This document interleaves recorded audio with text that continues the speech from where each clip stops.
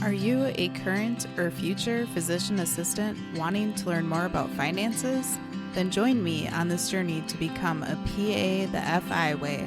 Hi, my name is Kat, and I'm a practicing certified physician assistant who will be your host. It took me 5 years after I started practicing medicine as a PA to thoroughly dive into my personal finances after I discovered the concept of financial independence. I want to use what I have learned to help you avoid some of the financial mistakes that I have made while sharing some of the financial wins that I have had along the way. Join me as we discuss financial strategies to guide you to becoming a physician assistant on the way to financial independence.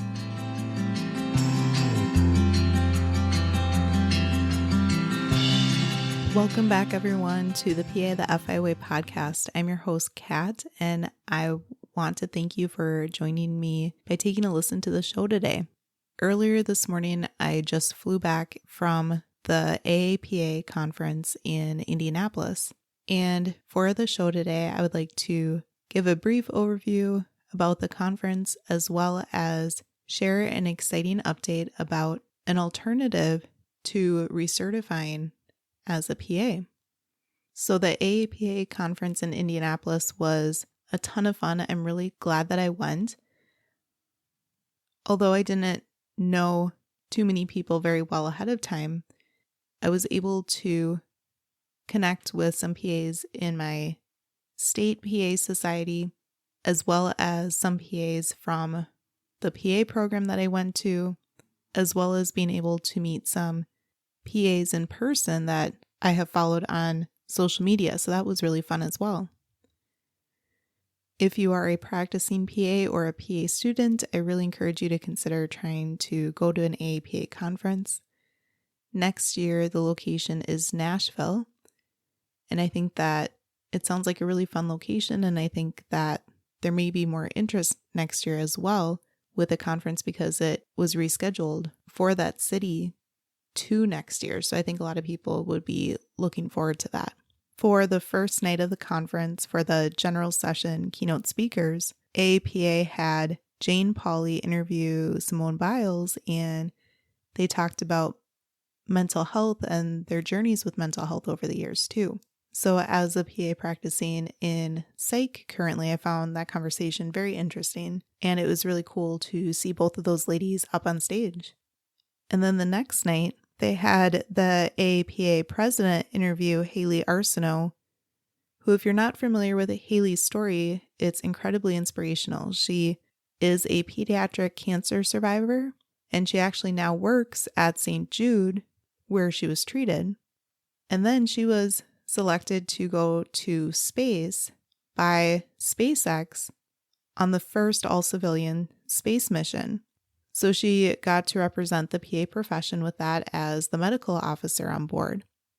I don't know about you guys, but when I was younger, I always thought it'd be pretty cool to be an astronaut. So the fact that she's both a PA as well as an astronaut, I think is pretty interesting. And then later that night, AAPA had an optional event that you could attend if you bought a ticket that raised money for the PA Foundation, which part of their purpose is to provide scholarships to PAs.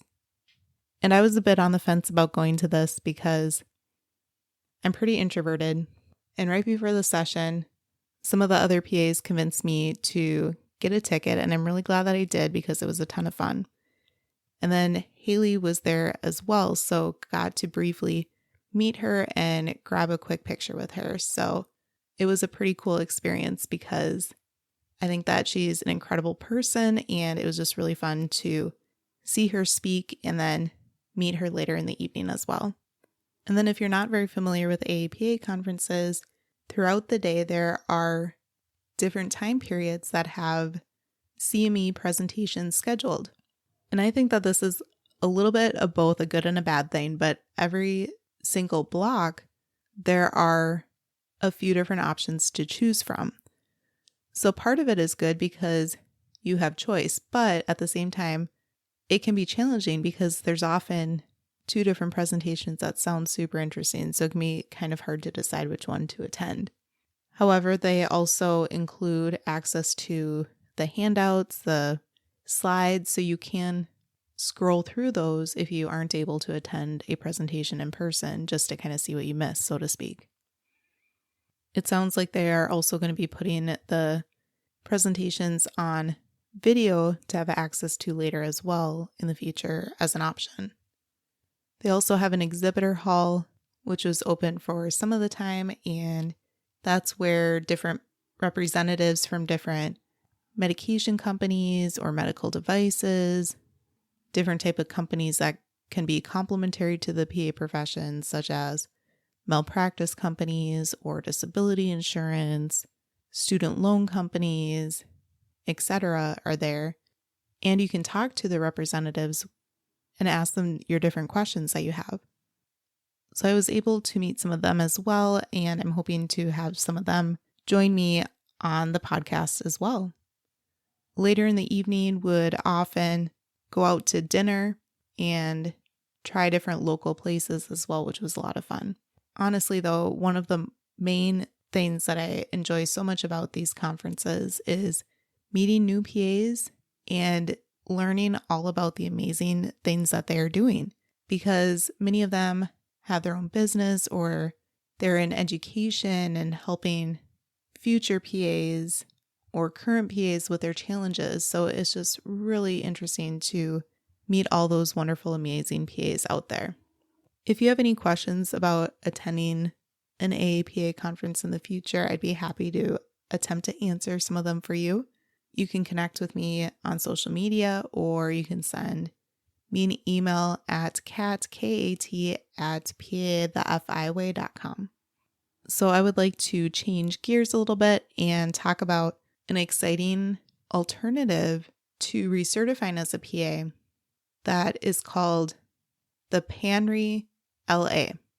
And one of the CME presentations was actually about this. So I wanted to kind of share some of the information that I learned from the presentation as well as through NCCPA's website. I think it's actually kind of interesting and ironic because I graduated from PA school in 2014, and at that time, if I recall, I believe we were the first graduating class that had the opportunity to recert in 10 years instead of the previous 6-year method that PAs used to have to recert every 6 years. And now it sounds like my class will also have the opportunity to be one of the first ones to have the option to take the PANRE-LA as an alternative to the PANRE if we choose as individuals to do so. So I'm sure many of you know, but in order to become a practicing PA as a new grad, you take what is called the PANCE exam, and the PANCE is how you certify as a PA and earn that PA-C. We do research throughout our career, and the PANRE examination used to be pretty similar to the PANCE exam, where you would go to a testing center that is secure called Pearson, and it would take up to 5 hours to be tested. So the PANRE includes 4 hours of testing time, which averages 1 minute per question, 45 minutes of break time, and 15 minutes to review the tutorial. However, the PANRE-LA focuses on a few different ways of assessing your knowledge. So instead of assessing your learning and things that you have learned, the PANRE-LA assesses for learning. And instead of the PANRE assessing your knowledge as a point in time when you're taking that test, it instead helps identify if you as a PA can identify and close the gaps in your knowledge so that you can meet the standard of testing. And the presenter during the CME presentation, Greg Thomas, who works for the NCCPA as a PA, shared that there's a bit of an analogy when it comes to the name. So he said that PAs have pointed out to him how LA is kind of like law and acting.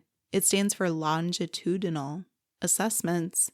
So instead of being assessed at one point in time, the assessment is dragged out a bit, kind of like LA or law and acting meds. So instead of being assessed at a point in time, over the course of 12 quarters or 3 years, If a PA chooses this option, then they will be required to participate in the exam questions a minimum of 8 out of the 12 quarters. If you get a great passing score that you're happy with, right away in the first 8 quarters, you don't have to take any more of the exam for the remaining 4 quarters or the remaining year. When you are taking those questions, they are 25 questions and you have 5 minutes per question. You also don't have to complete all 25 questions in one sitting, which is kind of nice. You could do a question here or there, or a few questions here or there, and then go back if you would like to. And because this type of recertification exam is assessing for your learning, you are able to use resources and material to look up things while you are taking the examination if you would like to. You are not supposed to discuss with others though, however. If you have a quarter where you did not do well over the course of those 25 questions, keep in mind you have 4 quarters as somewhat of a buffer. So this type of test taking is a lot more flexible. You very likely won't need to take time off of work to be able to complete these questions or be away from family members necessarily. At the same time, though, you probably need to be in a quiet setting by yourself. So maybe some of you with families might have to take a little bit of time stepping away from your kiddos or your spouse if they are distracting. Another very interesting thing about the PANRE-LA option is that if you take this type of recertification exam, it actually has been approved for Category 1 self-assessment CME credits by AAPA, which are valued with a little bit more weight. So you get a little bit of extra CME to add to the amount that you will need per 2 years as well. So if there are some PAs out there like myself that are thinking that you're going to have to recertify soon and you're sort of considering these couple of options, here's some more information about the next steps that you would need to take if you are considering this option for recertification. So NCCPA says that the application process will launch in July of 2022. They haven't narrowed down the exact date in July yet, but if you are wanting to do this option, you would apply then, and it's open to the PAs that are due to recertify in 2024, 2025, and 2026. The exam then would launch in January of 2023. Once the application process opens in July of 2022, the deadline to apply and decide if you want to take the PANRE-LA as an option is November 30th of 2022. So keep that date in the back of your mind. Another interesting thing that was brought to my attention was, if you recall, how you're supposed to be able to have up to 12 quarters to test in 8 of those quarters. Well, those of us who are in our 8th year of practice coming up here would be getting a late start starting in January of 2023. So also the people who are due to recert in 2025, in addition to us in 2024, instead of having to cram those quarters of testing in more so than some of our fellow PAs, NCCPA will be working with the individuals who choose this alternative to make sure that we have the full time frame to complete the PANRE-LA if necessary, meaning that we don't have to rush and take all 8 quarters right away just to squeeze in the nick of time. Our certifications could be extended a little bit until the testing is completed, which I thought that was really nice to hear. Another FYI for you is that the fees for both the PANRE and the PANRE-LA are the same. They're both $350. So we talked about when the application process opens coming up here soon in July. However, typically for the people who are not in that same cohort, this is the process of how you'd be able to apply and take the PANRE-LA. So usually in year 6 is when you would submit an application for PANRE-LA, and you still continue to maintain your CME requirements every 2 years. And then years 7 through 9, you would take the 25 questions per quarter. And again, you would need to have a good score in 8 out of the 12 quarters. And again, they score 8 out of 12 quarters to determine a pass or fail decision. And you still, again, would keep your CME requirements up for every 2 years. And then year 10 is an open year, meaning that if you pass the PANRE-LA, you don't do anything in your final year. However, if needed, you can try to take the PANRE instead up to 3 times.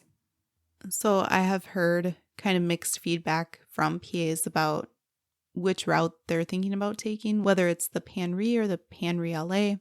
And I would say most of them are thinking about taking the PANRE-LA instead because it seems more flexible, less amount of intense pressure all at once, being able to utilize resources throughout the exam as well. However, I have had a few PAs that say that they don't want the process to recert to be dragged out so long, right? If you're having to complete these 25 questions and you need to get a decent score and take them at least 8 out of the 12 quarters, sometimes people might need all 12 to get a good score. Then it's almost that the testing process is being dragged out for 3 years, right? So some PAs are like, I would just rather study and refresh really hard and be really dedicated for a period of time and take the big stressful test, so to speak, all at once and just be done with it. So I really do see the benefits of both types of recertification examinations. I hope that you found the information in today's episode interesting and valuable in regards to both an overview of what AAPA conferences are like and my experience at the recent one that just ended this week, as well as the alternative to the PANRE called the PANRE-LA. I'm very interested to hear if you were at the AAPA conference, what were some of your favorite parts and your experience from it, and whether or not you're thinking about going to Nashville next year, whether or not you were there this year. And then also I'm really interested in hearing what your thoughts are about the PANRE-LA as a alternative option for recertification. Let me know your thoughts over on Instagram or through Facebook. You can find the links to those in the show notes or by sending me an email again at kat@pathefiway.com. I love hearing from the listeners in the community about what their thoughts are with these different topics and the thoughts on the podcast as well. So definitely reach out. And I also hope that you all have a wonderful upcoming Memorial Day weekend. They are able to observe the day for those who have passed away while serving in the military and be thankful for their service, as well as being able to spend a lot of quality time with your friends and your family this weekend too. And if any of you are in the military and veterans, thank you so much for your service as well. I'll see you back next week.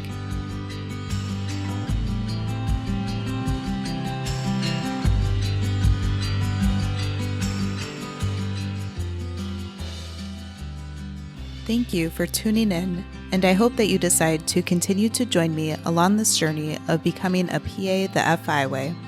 Please take a moment to press the subscribe button on the platform that you are listening to this on, but more importantly, consider sharing with another current or future PA that could benefit from the information that we reviewed in this episode. Take care and have a great rest of your day. Until next time.